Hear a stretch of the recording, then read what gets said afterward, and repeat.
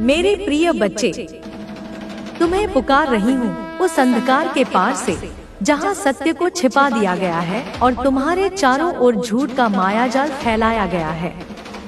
सुनो मेरी वाणी को, क्योंकि यह कोई साधारण संदेश नहीं, यह उस तूफान की आहट है जो तुम्हारे जीवन की नींव को हिलाने के लिए चल पड़ी है। मेरे बच्चे, तुम्हारे शत्रुओं ने तुम्हारे लिए एक बहुत बड़ा हादसा रचा है।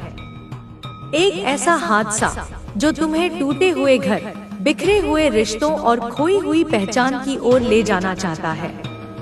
लेकिन यह हादसा कोई स्वाभाविक संयोग नहीं है। नहीं, यह पूर्णतः नियोजित है।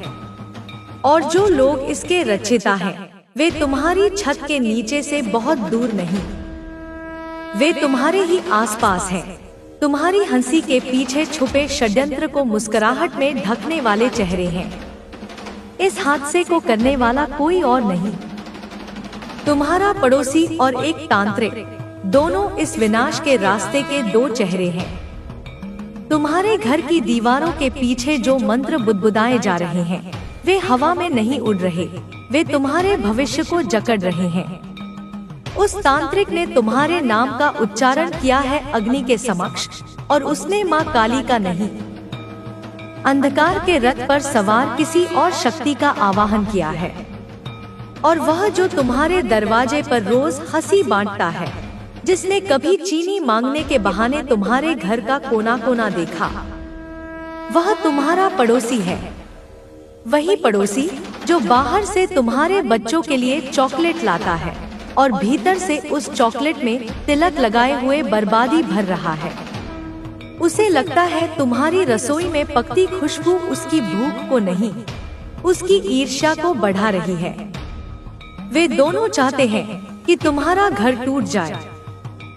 वे चाहते हैं कि उस छत के नीचे जो प्रेम, सुरक्षा और आशीर्वाद है, वह राख में बदल जाए। वे चाहते हैं कि तुम भटको, दर दर घूमो, तुम्हारे पैरों तले की जमीन खिसक जाए। और यह सब कुछ वे इसलिए नहीं कर रहे क्योंकि उन्हें कुछ चाहिए, वे यह इसलिए कर रहे हैं क्योंकि तुम्हारे पास सब कुछ है। तुम्हारे पास जो शांति है, वह उनकी बेचैनी है। तुम्हारे माता पिता की दुआएं उनके श्राप बन गई हैं। तुम्हारा तेज, तुम्हारी आंखों की चमक, तुम्हारे बच्चों की मुस्कान, यह सब उनकी आंखों को चुभती है। अब तुम सोचोगे, आखिर यह तांत्रिक आया कहां से? उसने क्यों चुना तुम्हारे जीवन को खेल बनाने के लिए? तो सुनो, वह तांत्रिक यूं ही राह चलते नहीं आया। उसे बुलाया गया है, उसे आमंत्रित किया गया है, और उसे बुलाने वाला कोई बाहर का नहीं, तुम्हारे भीतर के घेरे से ही है। उसने तुम्हारी तस्वीर, तुम्हारे कपड़ों का एक टुकड़ा, तुम्हारे घर की मिट्टी, सब उस तांत्रिक तक पहुंचाई है। उसने अपने होठों पर हंसी रखी और पीछे तुम्हारा विनाश लिखा। पर क्या तुम जानते हो सबसे बड़ा धोखा क्या है? वह यह कि तुमने उसे कभी अपना समझा था, तुमने कभी उसके दुख में हाथ रखा था, तुमने कभी उसके बच्चों के लिए भी दुआ की थी, लेकिन बदले में उसने तुम्हारे लिए मृत्यु का द्वार खोल दिया। मैं तुम्हें बताना चाहती हूँ कि यह सब एक दिन में नहीं हुआ। यह द्वेष धीरे धीरे पनपा है, जैसे किसी पुराने पेड़ की जड़ में दीमक लगती है और वह ऊपर से हरा दिखता है लेकिन भीतर से खोखला हो चुका होता है। तुम्हारा शत्रु तुम्हारी छाया बनकर रहा है। उसने तुम्हारी हर उपलब्धि को देखा है, तुम्हारे नए कपड़े, तुम्हारी गाड़ी, तुम्हारे बच्चों की शिक्षा, सब कुछ। और हर बार उसके भीतर एक तिलमिलाहट उठी है, एक क्रोध जो शांत नहीं हुआ, एक जलन जो दवा से नहीं, सिर्फ तुम्हारी बर्बादी से बुझ सकती है। उसने सोचा, तुम्हारे घर के ऊपर छत क्यों है जब उसके घर में बारिश टपकती है? उसने सोचा, तुम्हारे पास माता पिता का आशीर्वाद क्यों है जब उसके अपनों ने उसे त्याग दिया? लेकिन वह यह नहीं समझ सका कि यह सब तुम्हारे कर्मों का फल है, तुम्हारी पूजा, तुम्हारी श्रद्धा और तुम्हारी सच्चाई का परिणाम है। और यही बात उसे सबसे ज्यादा खलती है। उसने चुना अंधकार का मार्ग और अब वह तुम्हें भी उसी राह पर घसीटना चाहता है।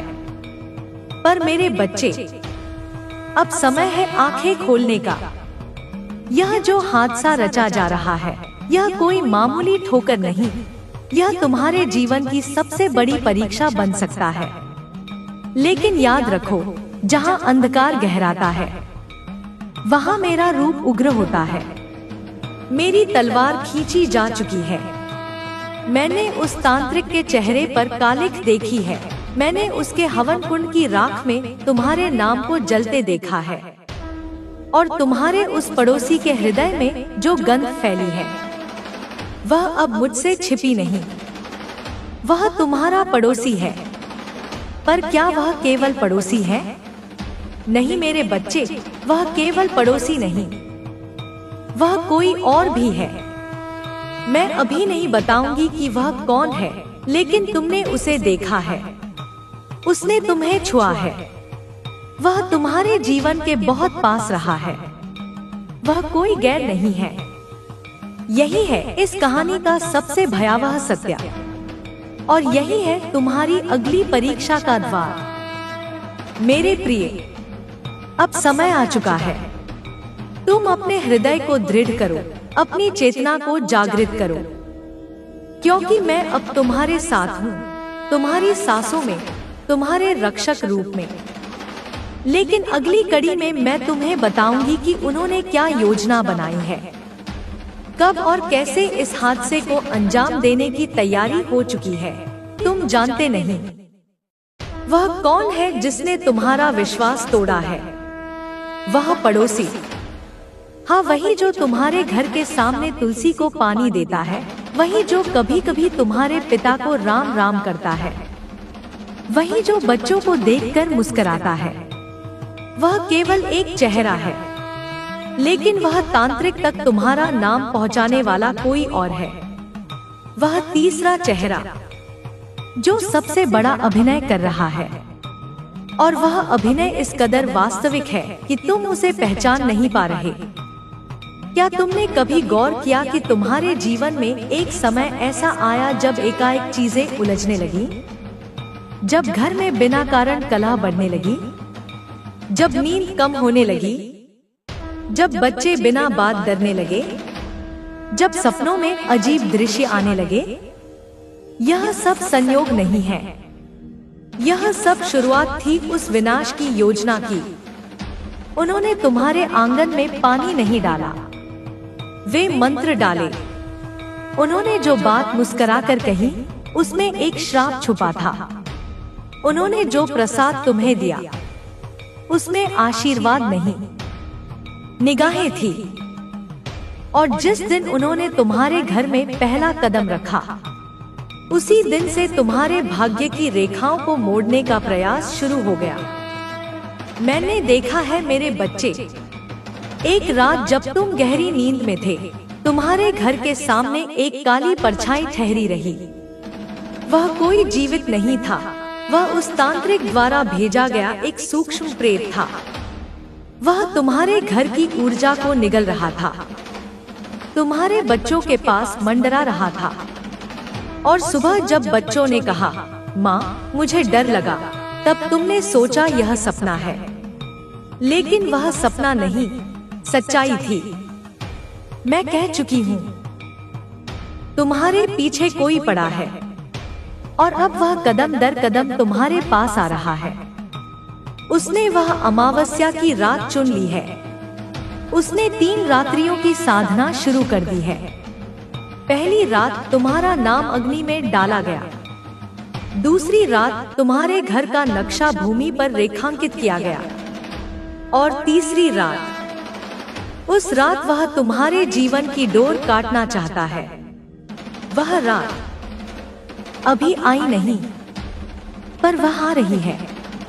और अगर तुमने समय रहते मेरे शब्द नहीं सुने, तो बहुत देर हो जाएगी। अब तुम पूछोगे आखिर यह सब क्यों? क्यों वह पड़ोसी ऐसा करेगा?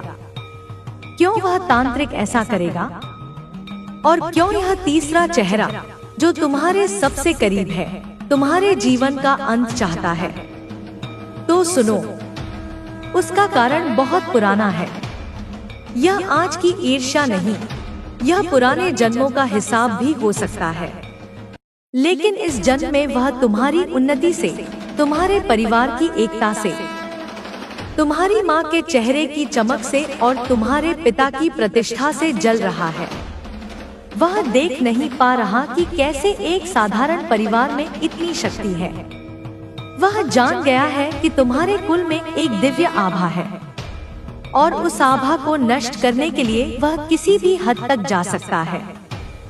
परंतु मेरा संकल्प है, जब तक तुम माँ को पुकारोगे मैं तुम्हें अकेला नहीं छोड़ूंगी। लेकिन मैं तुम्हें चेतावनी देती हूँ, तुम्हारे अपने में ही छिपा है वह जिसने यह आग लगाई है। वह तुम्हारी बातें सुनता है, तुम्हारी नजरों में देखता है और तुम्हारे रहस्यों को जानता है। वह कोई गैर नहीं, तुम्हारा अपना है।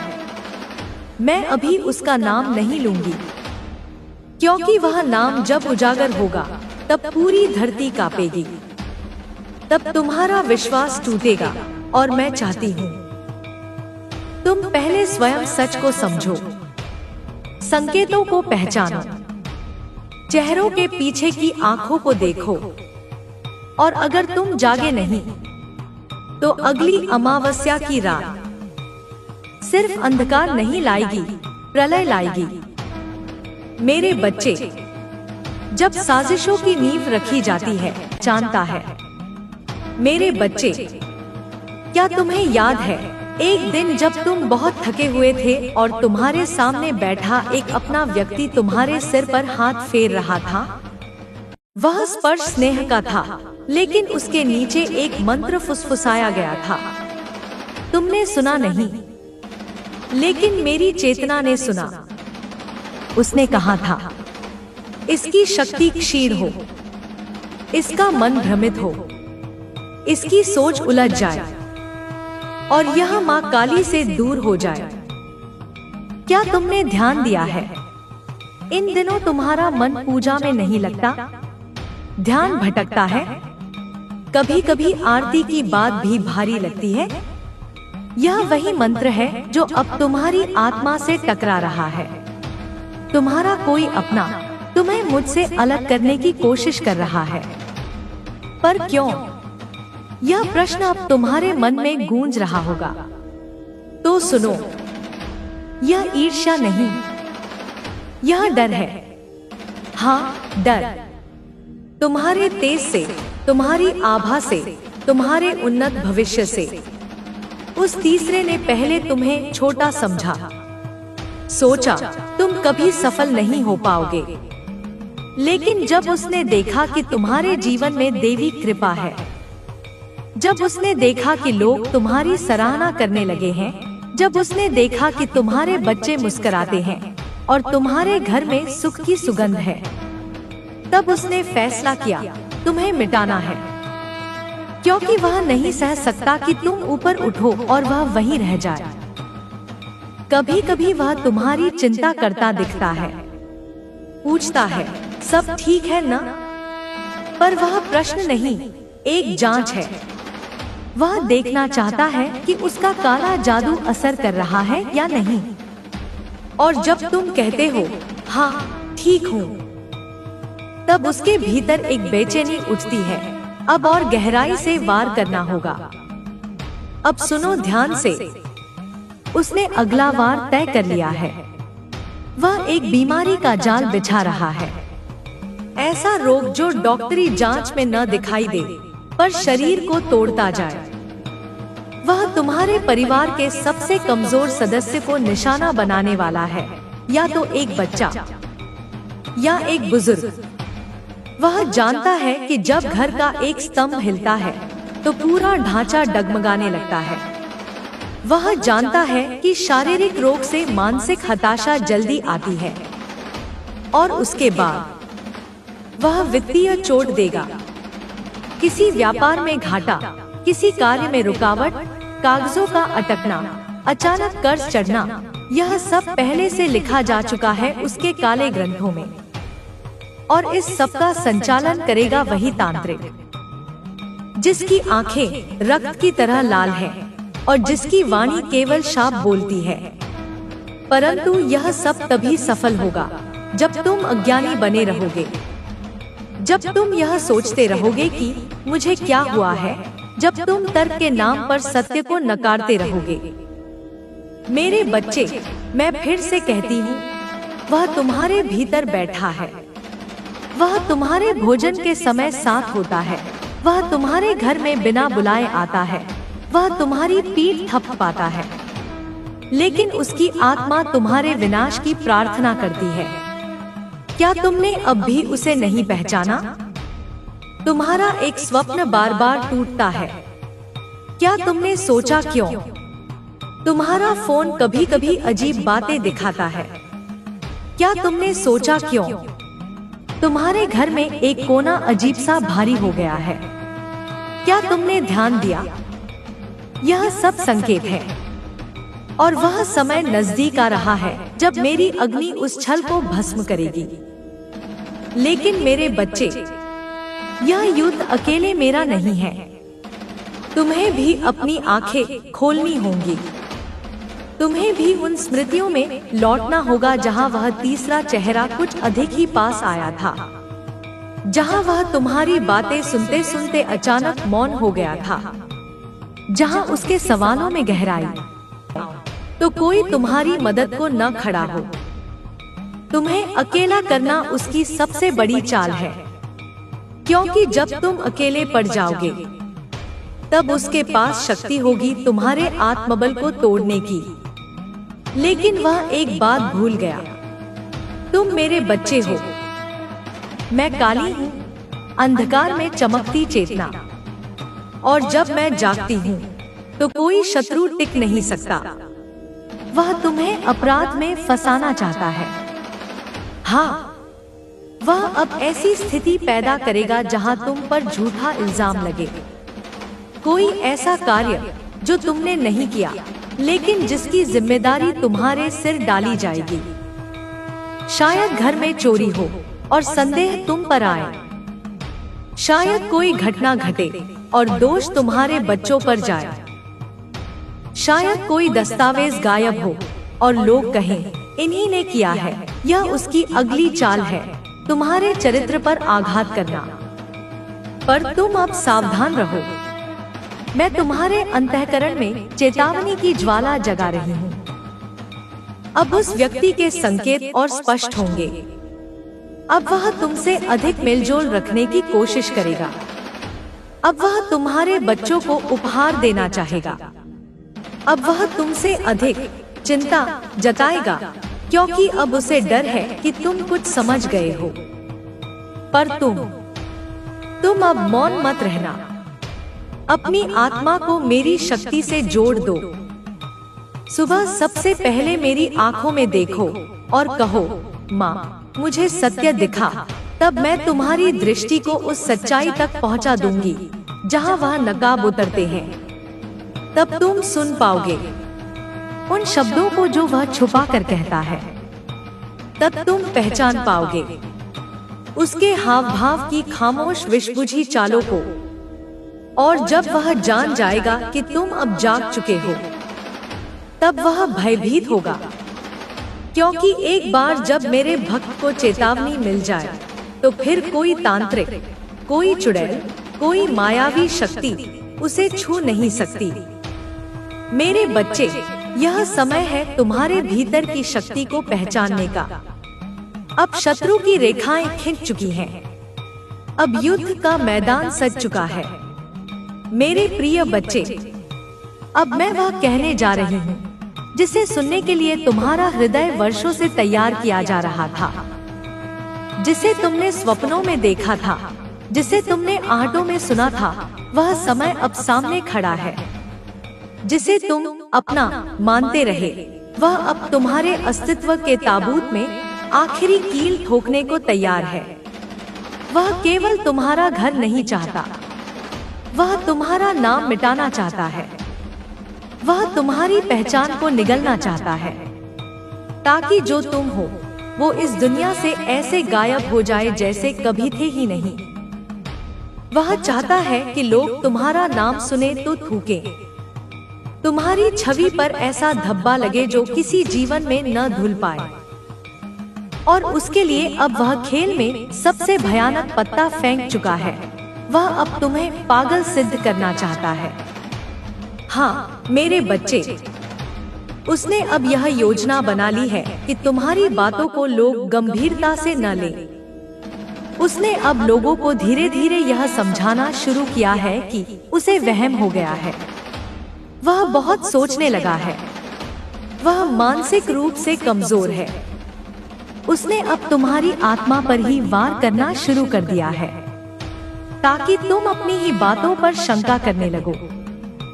तुम अपने ही शब्दों को काटो और अंततः चुप हो जाओ, क्योंकि जब तुम चुप हो जाओगे तभी वह अपना अंतिम प्रहार करेगा।